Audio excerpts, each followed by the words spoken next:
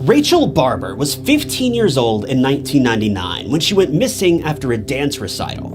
She was last seen alongside her babysitter that afternoon, but investigators found no trace of her after this. But detectives did find a disturbing diary entry written just days before she vanished, in which her babysitter confessed to what really happened that day.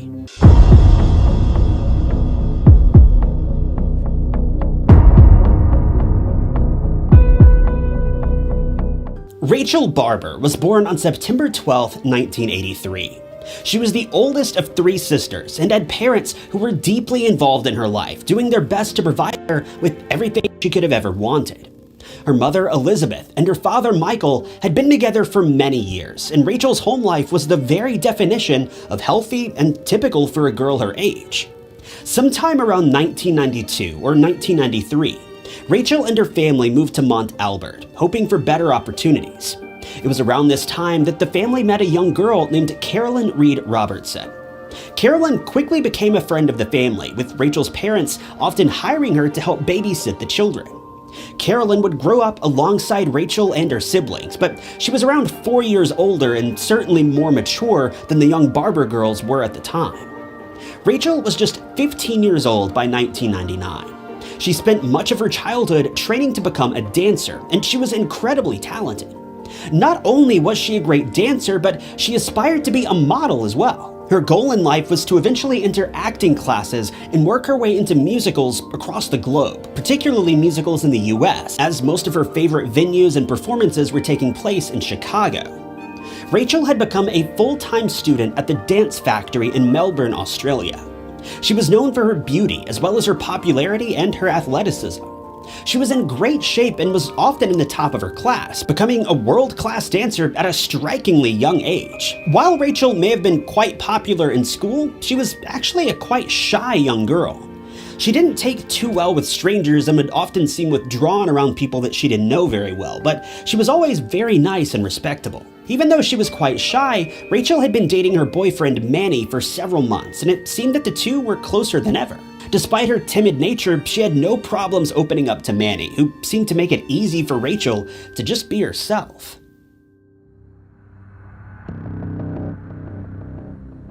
Carolyn Robertson, the babysitter I mentioned a moment ago, was right there alongside the Barber family for about 7 years or so. She watched Rachel turn from a shy young girl into a vibrant young woman who was bound for success in her dance career. Carolyn adored Rachel, but she had other feelings towards Rachel that were less than loving. Carolyn was a very jealous teenager. She had trouble dealing with other people's successes, especially considering that, in all honesty, she didn't have much going for her at the time. She was a perfectly good-looking girl, but she didn't have the magnetic energy and charisma that Rachel had, and this bothered Carolyn deeply. As she watched over the girls for most of their childhood, it seemed that this resentment toward Rachel grew.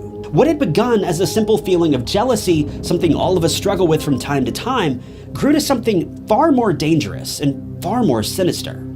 Carolyn wanted to live Rachel's life, and if she couldn't live it, neither could Rachel.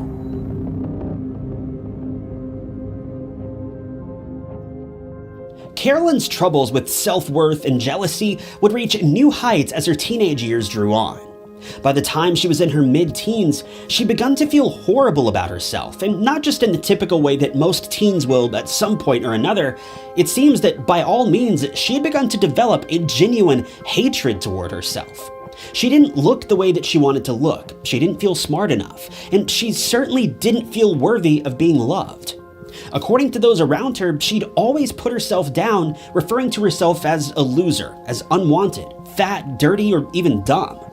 In fact, she created a self-portrait around the age of 14 that had several of these words written on it, with misfit being written in bold letters at the very top. Carolyn was reaching an all-time low, and it was happening quickly. But as she got a little bit older, some of this hate turned away from herself and was beginning to surround her father. This being after her father walked out on the family, leaving Carolyn and the rest of her loved ones to fend for themselves while her dad started a new, better life elsewhere. Carolyn would take her anger and write it down in letters to her estranged father. I don't know if she ever mailed these letters or if they were purely therapeutic, but the letters grew very vicious, with her one time blaming her father for her feelings of alienation, writing, quote, "I feel like a troubled, tortured, lost soul that's been thrown into an alien environment full of angels." These terrible feelings of self-hatred that Carolyn held on to would eventually lead her to plotting a crime of disastrous proportions. Her anger and rage would soon be taken out on someone who didn't really have anything to do with her situation: Rachel Barber.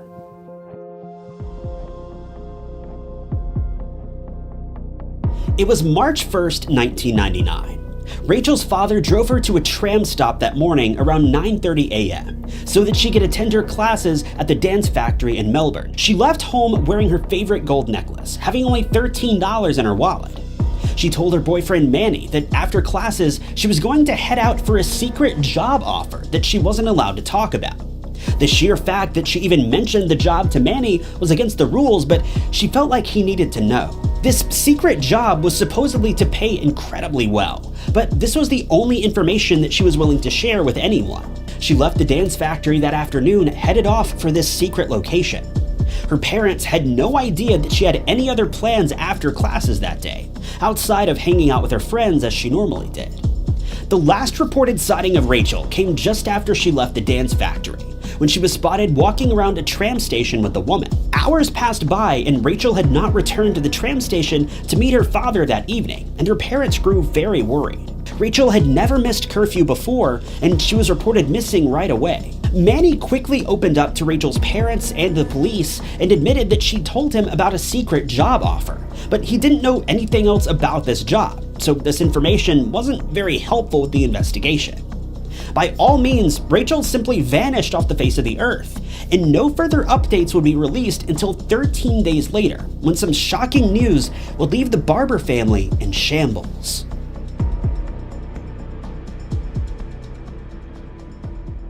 It was March 14th when police approached the Barber family with news that they could have never expected.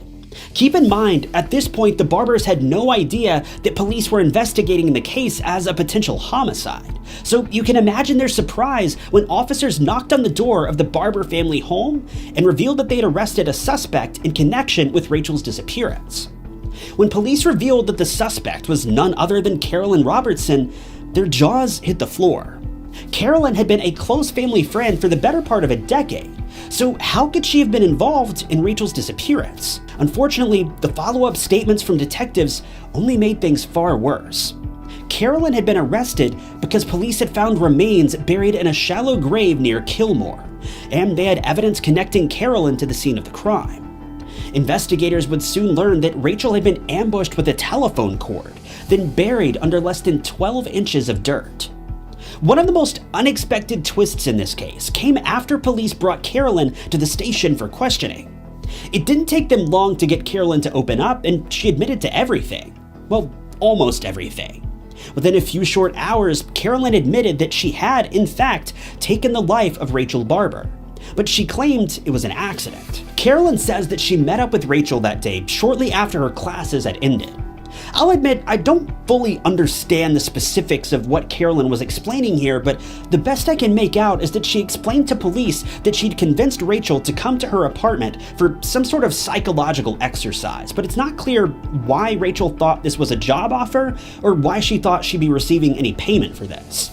Now, the rumor is that Carolyn had invited Rachel over and promised her $500 to take part in a highly confidential survey of some sort. But this was only mentioned in one source, so I can't verify that this is true. But either way, Carolyn explained that the two rode the tram together, then got out at her apartment after promising Rachel that she'd have pizza and drinks ready for them. And sure enough, when Rachel entered the apartment, pizza and drinks were ready. But Rachel was blissfully unaware that Carolyn had spiked the pizza with high doses of antihistamines, causing Rachel to become more and more delirious the more she ate. After Carolyn was satisfied with Rachel's impairment, she began her attack. She told Rachel that she was ready to begin the psychological survey, asking Rachel to close her eyes and think of happy and pleasant thoughts. As soon as Rachel was lost in a dream state, Carolyn ambushed her from behind with a telephone cord. Carolyn then stuffed Rachel inside of a wardrobe, keeping her there for several days while she worked out the next steps in completing the crime.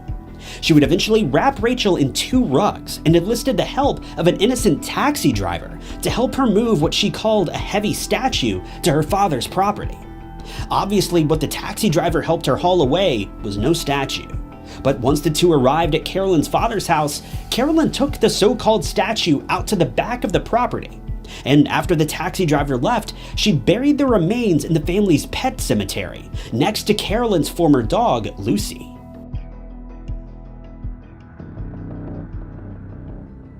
In the days after Rachel Barber had gone missing, Carolyn became very withdrawn from her normal activities. She went to work the day after the crime, March 2nd, but one of her coworkers ended up driving her home after Carolyn reportedly looked very ill and wasn't able to function well enough to get her job done. Carolyn would call out of work for the next few days as well, claiming that she was sick. During this time, investigators were hot on the trail of Carolyn, tracing Rachel's last moments and getting witness testimonies from everyone who had seen her at the tram station that day. As they dug into phone records, they soon noticed that Rachel had spoken with Carolyn on the day of her disappearance. In fact, she'd spoken with her within hours of her last known whereabouts, meaning Carolyn may have been the last person to see Rachel alive.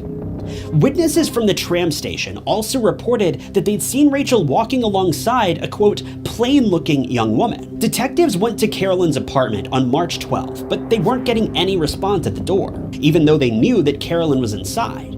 They eventually made their way into Carolyn's apartment and found her unconscious on her bedroom floor. They soon learned that she had suffered an epileptic seizure, which had likely been caused by the severe stress that she'd been under while trying to hide Rachel's body. While inside the apartment, they searched through Carolyn's belongings and soon came across her diary. Now, if you've been watching true crime stories for the last few weeks, you'll know that this is the 3rd case I've covered in less than a month where the criminal was found because either they or the victim kept a detailed diary of events leading up to the crime. I don't know how so many of these cases ended up leading to the exact same situation, but that's exactly what happened here as well. When investigators took a closer look at Carolyn's diary, they realized that she'd been deeply obsessed with Rachel. And certainly not in a playful way or in any sort of innocent infatuation. Carolyn had kept detailed records of Rachel's recent life, and had even written down several possible ways that she planned on taking Rachel's life. She scribbled several options down, with one of the options claiming that she planned on incapacitating Rachel, then placing her into an army bag and dumping her out in the middle of the woods somewhere.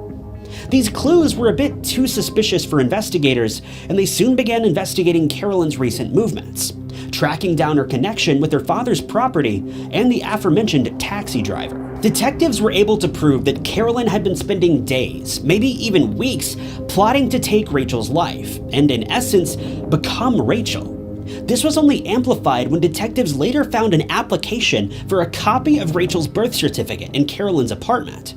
This is likely why she tricked Rachel into thinking she was offering her a job, as it would have been the easiest way to get personal information about Rachel, including her social security number, ID cards, and everything else she needed. Well, everything except for her birth certificate, obviously. Alongside this application was documentation for a bank loan for $10,000, as well as detailed plans on what Carolyn had planned to do. Her plans for the day claimed that she needed to clean up her father's farm, including the area where she had placed Rachel in the pet cemetery. She also planned to secure the bank loan on the following Tuesday, as well as rent a moving van, dye her hair to match Rachel's, then thoroughly clean her house and carpet. She then planned to disappear and begin life under Rachel's name. By October of 2000, Carolyn was still in police custody. In a surprising twist, Carolyn had opened up to investigators and admitted to taking Rachel's life, even pleading guilty during her trial. She was ultimately given 15 years behind bars. During her court sessions, she explained how much she hated herself and wanted to be someone else, so much so that she was willing to go to great lengths to achieve this. She was diagnosed with a personality disorder just before the trial, with a judge claiming that she was a danger for anyone that she became fixated with. But what's really interesting about her time in prison is that she never once showed any kind of remorse for her actions. In fact, while she was in prison, she progressively made herself look more and more like Rachel. She began styling her hair differently. She appears to have lost weight and did her best to become the spitting image of Rachel, at least as much as she realistically could. Rachel's own mother even spoke out about the uncanny resemblance after Carolyn was released from prison in 2015, after fulfilling her sentence. Carolyn is now a mostly free woman. She still lives under the surveillance of the court system, but she's now allowed to continue on with her life, or rather, Rachel's life. While she never successfully claimed Rachel's identity, she's done her best in the years since to continue living in the shadow of Rachel, and her fixation doesn't seem to have faded over the last 23 years. Honestly, I don't understand how someone like this is allowed to live in the free world after there was such a massive amount of evidence proving that she'd been plotting this crime for years, but I guess the laws in Australia only allow the court system to do so much to someone so young. Thankfully, after all this, Rachel's memory is still very much alive in the minds of those who knew her. But unfortunately, one of those minds belongs to Carolyn Robertson. Before we close out today's video, it's time to announce the winner of last week's True Crime Stories mug giveaway. The winner was chosen completely at random, and the winner is Misty Waters. So Misty, all you need to do to claim your mug is email me at tieknotsyt@gmail.com with your address, using the same email as what you use here on YouTube, and I'll get your mug shipped out right away. And for everyone else who entered and didn't win, be sure to continue tuning in each week because I'll likely be doing more giveaways like this in the very near future, maybe even next week, so be sure to stick around. But with that, thank you guys for tuning in to another episode of True Crime Stories. If you're liking the channel and want to see more videos just like this one, be sure to hit the like button and leave a comment below. Comments are the best way to help support a small channel like this, and they're incredibly appreciated. If you'd like to help out the channel financially, you can hit the blue join button below or even support me over on Patreon. But with that, I thank you guys again for watching, and I'll catch you in the next video.